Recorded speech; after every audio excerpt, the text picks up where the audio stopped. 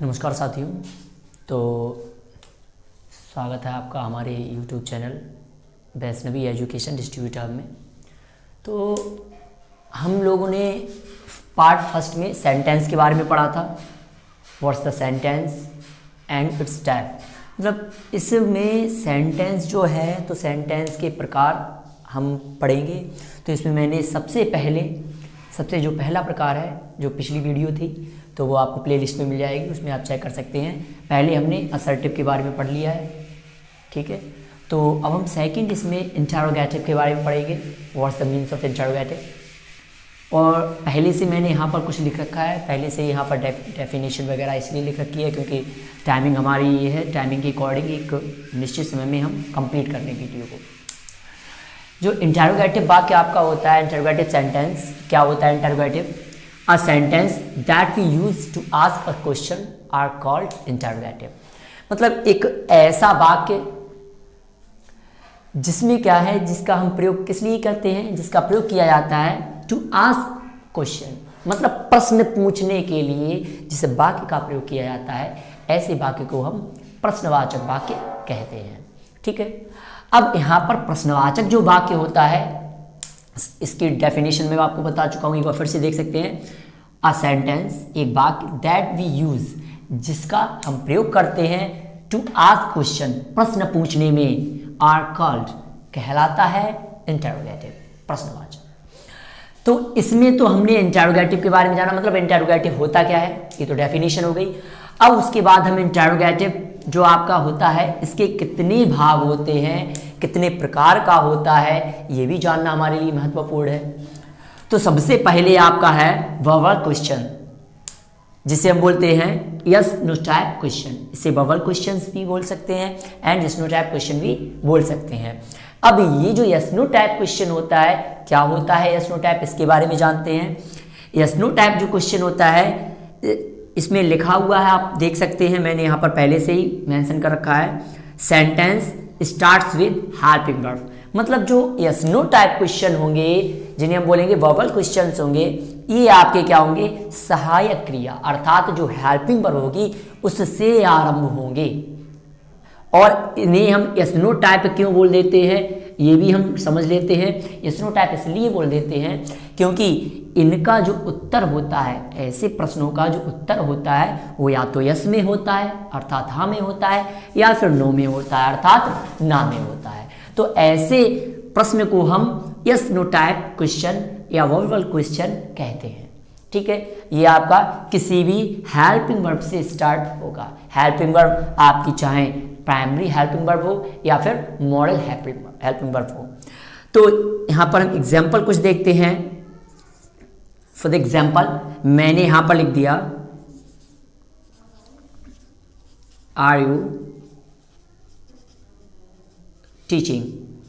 यहाँ पर मैंने लिख दिया आर यू टीचिंग, अर्थात यहाँ पर पूछा जा रहा है आर यू टीचिंग, क्या आप पढ़ा रहे हैं। अब यहाँ पर जो वाक्य लिखा है, यहाँ पर आर यू टीचिंग, क्या आप पढ़ा रहे हैं, इस वाक्य में आप देख सकते हैं ये जो प्रश्न आरंभ हुआ है, ये आपका जो वाक्य आरंभ हुआ है, इसमें प्रश्न करने के लिए हमने सबसे पहले सहायक क्रिया को कर्ता से, अर्थात जो ये सब्जेक्ट है, इससे पहले रखा है, ठीक है। यहाँ पर एक और एग्जाम्पल देखते हैं। Is he going. इस वाक्य में भी आप देख सकते हैं, यहां पर हमने इज का प्रयोग पहले किया है। किससे पहले? ये जो आपका सब्जेक्ट है ही, इससे पहले हमने इज का प्रयोग किया है, ठीक है। तो ये आपका यस नो टाइप क्वेश्चन कहलाता है, ठीक है। यहाँ पर हम कोई और भी सहायक क्रिया यूज कर सकते हैं, डू है, डज है, ठीक है। तो और भी सहायक क्रिया का यूज हम कर सकते हैं। सेकंड आपका हम देखते हैं, सेकंड पर चलते हैं। ये आपका सेकंड रखा है why type question. Why type जो क्वेश्चन होते हैं, अर्थात ये जो प्रश्न होते हैं, इन्हें हम वाई टाइप क्वेश्चन इसलिए कहते हैं कि जब ये प्रश्न किए जाते हैं तो इनका जो उत्तर होता है, उन उत्तर जो भी हम उत्तर देंगे उनका आप ये देख सकते हैं कि वो उत्तर हाँ या ना में नहीं होंगे। अर्थात जब ऐसे प्रश्न किए जाते हैं तो उनके उत्तर ना तो हाँ में दिए जाते हैं और ना तो ना में दिए जाते हैं। ऐसे प्रश्नों को हम वाई टाइप क्वेश्चन कहते हैं। और ये क्वेश्चन आपके हैं, इसमें मैंने मेंशन कर रखा है sentence start with question word. ऐसे वाक्य जो किसी प्रश्नवाचक शब्द से आरंभ होते हैं वह वाई टाइप क्वेश्चन कहलाते हैं। ठीक है, अब यहाँ पर आप देख सकते हैं ये जो प्रश्न होते हैं, इन प्रश्नों का जो उत्तर दिया जाता है तो उसमें हमें जो भी रीजन है या जिसके बारे में बात चल रही है वो पूरा डिस्क्राइब करना पड़ता है। अर्थात इसमें तो मैंने बोला था जैसे आर यू टीचिंग, क्या आप पढ़ा रहे हैं, तो भाई आप पढ़ा रहे हैं तो आप हाँ में आप आंसर दे सकते हैं, नहीं पढ़ा रहे हैं तो आप ना में आंसर दे सकते हैं। परंतु इसमें क्या होता है, इसमें हम हाँ या ना में आंसर देने से कोई तात्पर्य नहीं है। इसमें जो आपसे प्रश्न किया जाएगा उसका पूरा डिस्क्रिप्शन आपको देना पड़ेगा आंसर में। ठीक है, और ये आपकी किसी ना किसी प्रश्नवाचक वर्ड से आरंभ होंगे, प्रश्नवाचक शब्द से आरंभ होंगे। जैसे आपका वाई है, व्हेन है, वेयर है, ठीक है, एंड व्हाट है, तो ये आपके मतलब प्रश्नवाचक शब्द से आरंभ होंगे। हिंदी में भी क्या, क्यों, कैसे, कब, कहाँ। ठीक है, फॉर द एग्जाम्पल मैंने यहाँ पर लिख दिया What are you teaching? अब यहाँ पर मैंने लिख दिया What are you teaching? इसमें जो मैंने वाक्य लिखा है What are you teaching, इस वाक्य में आप देख सकते हैं ये जो वाक्य जब बनाया गया है तो इसमें सबसे पहले हमने किसका प्रयोग किया गया है, सबसे पहले प्रयोग किया गया है what। अर्थात इसमें आपका प्रश्नवाचक शब्द है what और what के बाद में हमने हेल्पिंग वर्ब का यूज किया है। अर्थात ये जो टाइप क्वेश्चन होंगे ये सबसे पहले आपका जो स्ट्रक्चर रहेगा वो स्ट्रक्चर और समझ लेना है। स्ट्रक्चर आपका कहने का मतलब पहले तो आप क्वेश्चन वर्ड कोई भी यूज़ करेंगे, उसके बाद आप हेल्पिंग वर्ब का यूज़ करेंगे, उसके बाद हम सब्जेक्ट का यूज़ करते हैं, उसके बाद हम वर्ब यूज़ कर सकते हैं मैन पर। ठीक है, अब यहाँ पर हमने एक और क्वेश्चन लिखा वेयर डू यू लिव। अब ये मैंने दो यहाँ पर वाक्य लिखे हैं।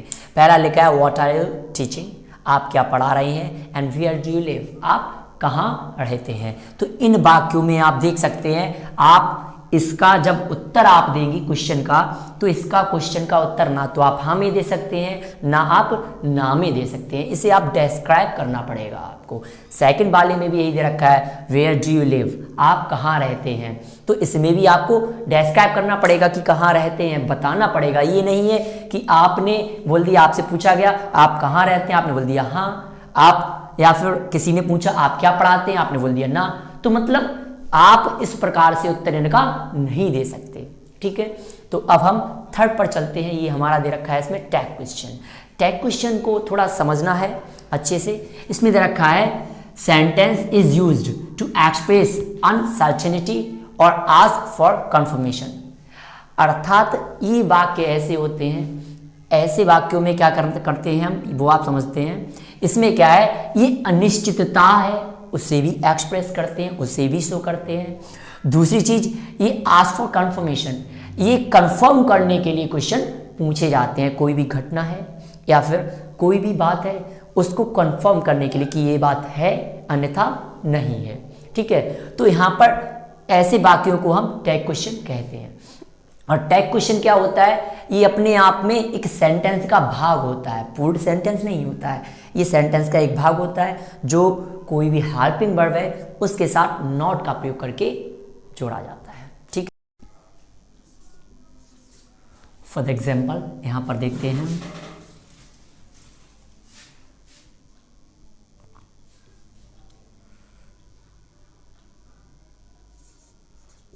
The earth is bigger than moon। अब हमने लिख दिया the earth is bigger than moon. अब यहाँ पर क्या है, इसे टैग क्या लगाएंगे, यहाँ लिखा है इज का प्रयोग किया गया है।